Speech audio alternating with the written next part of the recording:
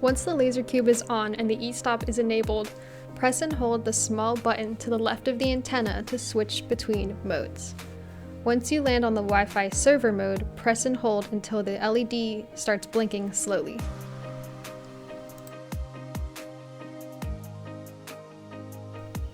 Disconnect from your Wi-Fi network and be sure to select the Lasercube from your Wi-Fi settings. Wait for the LED indicator on the Lasercube to hold solid to show that it is connected to the correct network. Go back to LaserOS and start emitting.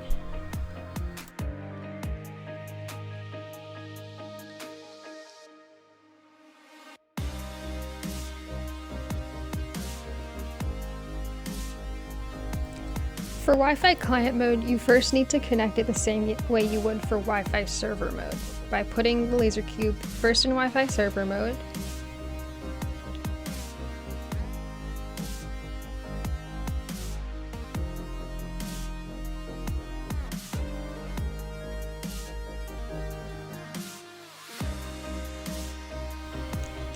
then connect your control device to the Lasercube.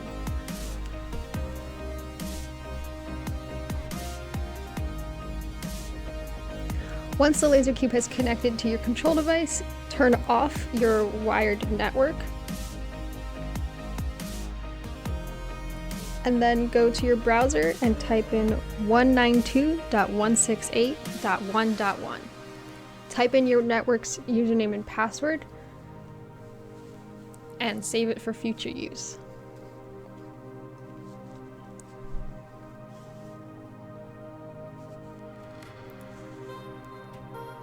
Then go back to your Lasercube, toggle the mode to Wi-Fi Client, and restart your router if it doesn't work immediately. Once the Lasercube LED indicator is solid, you can start emitting.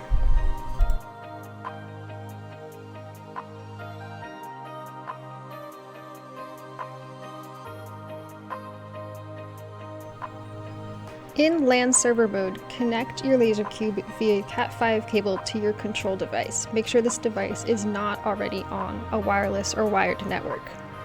The Lasercube will become its own network. Wait for the indicator to hold solid, and that means you are ready to go.